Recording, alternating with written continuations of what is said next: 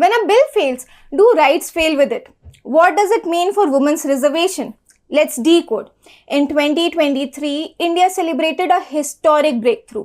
The Nari Shakti Vandan Adhiniyam, which was the 106th constitutional amendment, gave women one-third of the seats in Lok Sabha and state assemblies, including SC and ST quotas.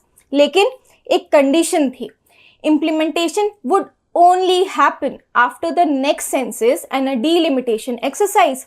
So, the right was recognized, but its operation was postponed. फिर 2026 में parliament ने एक special session बुलाया.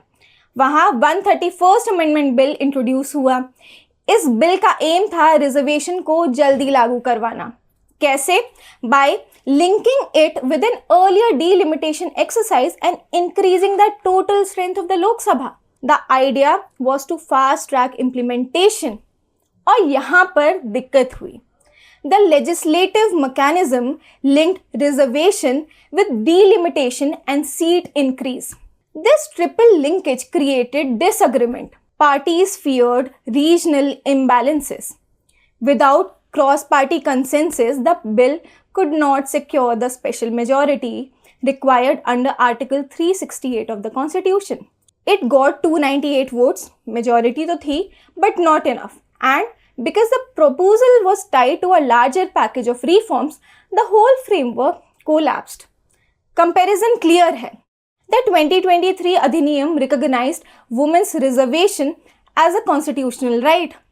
The 131st Amendment only tried to alter its timeline and structure. What failed was not the right itself, but the attempt to redesign its implementation. So, the takeaway is simple.